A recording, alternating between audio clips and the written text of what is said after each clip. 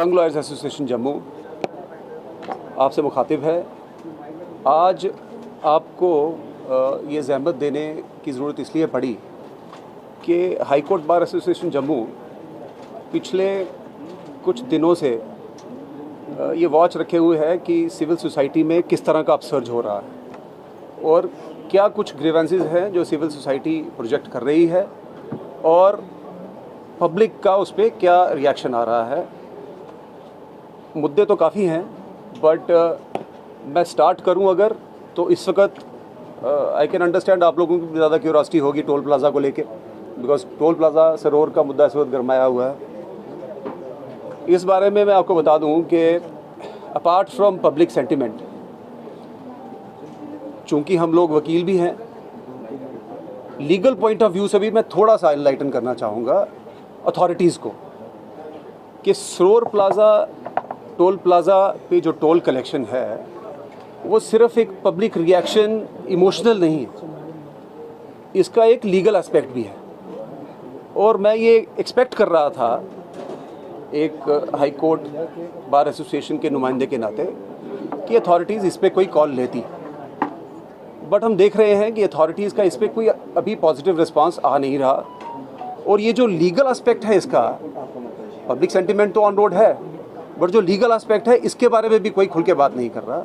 मैं पहले start legal aspect से करता हूँ कि क्या ये सरोवर टोल प्लाज़ा एक legally validly installed toll plaza है या नहीं। अगर नहीं है तो बाकी की डिबेट का कोई पर्पस बनता नहीं। मैं आप लोगों को भी सर्कुलेट करते हैं, मैं आप लोगों के सामने थोड़ा सा जो इसका लीगल एस्पेक्ट है वो रखना चाहूँगा। हमारे यहाँ नेशनल हाईवे एक्ट है, सेंट्रल एक्ट है, थ्रू आउट इंडिया एप्लीकेबल है, हमारी यूटी पे भी एप्लीकेबल। उस एक्ट के अंडर रूल्स भी बने हुए हैं, नेशनल हाईवे फी रूल्स। अब टोल प्लाज़ा कहाँ कहाँ लगना है, कितनी फ़ी होनी चाहिए, ये एक्ट और रूल्स प्रेस्क्राइब कर रहे हैं। कितनी फ़ी होनी चाहिए इस पे बाद में आएंगे। क्या टोल प्लाज़ा सरोवर में लग सकता था कि नहीं लग सकता था एट इट्स इंसेप्शन, इसके बारे में मैं पहले आपको जागरूक करवाऊँ। हमारे यहाँ national highway determination of fee rules हैं, इसका रूल 8 है जिसका हेडिंग ही है लोकेशन ऑफ टोल प्लाज़ा। अब लोकेशन ऑफ टोल प्लाज़ा ये सिर्फ एक गाइडलाइन नहीं है, ये एक लेजिस्लेशन है और ये नेशनल हाईवे अथॉरिटी पे भी बाइंडिंग है। ज़्यादा डिटेल में ना जाके मैं आपको सिर्फ इसका सब रूल 2 बता दूं क्या है, और बड़ी सिंपल लैंग्वेज में, और I am sure the authorities are aware of this as well. It says any toll plaza on the same section of national highway and in the same direction shall not be established within a distance of 60 kilometers। अगर एक कानून central government ने बनाया और उसकी एक बड़ी simple सी सब रूल 2 है क्लॉज जो ये कहती है कि 60 किलोमीटर के डिस्टेंस पे टोल प्लाज़ा नहीं हो सकता, मीनिंग देयर बाई कि 60 किलोमीटर में 2 टोल प्लाज़ा नहीं होंगे। अब ये एक एस्टैब्लिश्ड फैक्ट है कि सरोवर से लेके बन टोल प्लाज़ा में बाई रोड 60 किलोमीटर नहीं बनते। मेरे दोस्त मेरे को बता रहे थे कि 38-40 किलोमीटर का डिस्टेंस है सारा। क्या ये टोल प्लाज़ा वैलिड है? लीगली देखिए तो ये वैलिड नहीं है। हाईवे अथॉरिटी के पास कोई और एक्सक्यूज़ होगा, उसकी मेरे को जानकारी नहीं है। बट हाईवे अथॉरिटी इसके ऊपर क्यों डेलिब्रेट नहीं कर रही है, ये हमको भी बैफल कर रहा है as lawyers and as part of the section of society. इसको सप्लीमेंट करते हुए हमारे road transport minister Nitin Gadkari ji celebrated minister हैं, थ्रू आउट इंडिया अच्छा काम कर रहे हैं। इनका on floor of parliament 22 March 2022 का इनका ऑन फ्लोर ऑफ पार्लियामेंट उनकी स्टेटमेंट है, उसकी कॉपी भी हम आपको डिस्ट्रीब्यूट करते हैं। उन्होंने कहा है कि 3 महीने के अंदर अंदर, उनको भी कंप्लेंट्स गई होंगी कि 60 किलोमीटर के अंदर इंडिया में इस पॉइंट्स के ऊपर 2 टोल प्लाजाज भी हैं, सो इलीगली टोल कलेक्ट किया जा रहा है। उनकी स्टेटमेंट है फ्लोर ऑफ द हाउस कि 60 किलोमीटर के अंदर कोई भी 2 टोल प्लाजा होंगे वो हम नहीं चलने देंगे, 3 महीने के अंदर अंदर हम उनको रोक देंगे। ये 2022 मार्च की स्टेटमेंट है उनकी। और हम बिलीव करते हैं कि जब एक मिनिस्टर किसी भी क्वेश्चन का आंसर देगा floor of the house of the parliament, वो प्रॉपरली गाइडेड होगा by the concerned secretaries in terms of the law. अब जब उन्होंने ये स्टेटमेंट दिया है, ये मार्च 2022 का, आज हम अगस्त 2023 में हैं, कई 3 महीने निकल गए। मेरे को ये समझ नहीं आ रही है कि जिस नेशनल हाईवे अथॉरिटी का ये कानून है जो उनके ऊपर बाइंडिंग है, जिसमें मिनिस्टर साहब ने statement floor of the house of parliament दी, उसके बावजूद ये टोल प्लाजा कैसे चल रहा है ये हमारी समझ से बाहर। लीगली इसका क्या करना है वो एक सेपरेट एस्पेक्ट है, बट अथॉरिटी का अपना भी तो एक कोई रोल है। सो नेशनल अथॉरिटी क्यों वेट कर रही है कि कोई किसी को चैलेंज करेगा इस प्रोविजन को, या कोई इस टोल प्लाजा की एग्जिस्टेंस को चैलेंज करेगा तो ही वो कोई एक्ट करेंगे। They are required to act on the terms of law which is squarely applicable to them.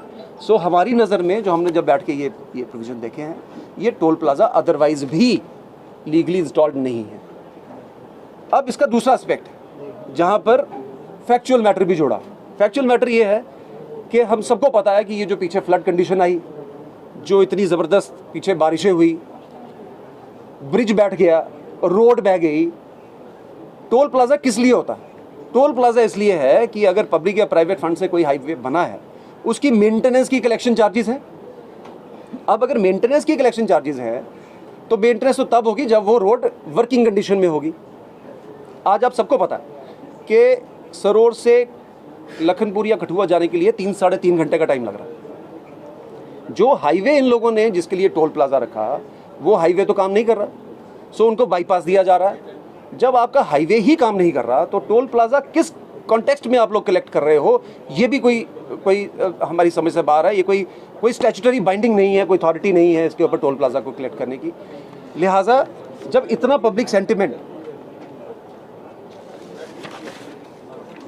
Authorities देख रही हैं और इनको एक कानूनी दायरा है जिसके अंदर ये उस पब्लिक सेंटिमेंट को रिड्रेस कर सकती हैं, तो हमारी इस पूरे सिनेरियो के दौरान ये एक्सपेक्टेशन थी कि national highway authority would act on its own और लोगों को सड़क पे आने की ज़रूरत ना पड़े। आफ्टर ऑल ये अथॉरिटीज़ लोगों की सर्विस के लिए, ये कोई ऑटोक्रेटिक रूल नहीं है इन अथॉरिटीज़ का।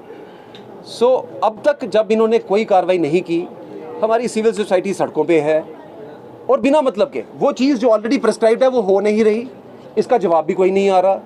सो ये ऑटोक्रेटिक रूल जो हाईवे अथॉरिटी अपने से ही अज्यूम कर रही है, ये नहीं होना चाहिए।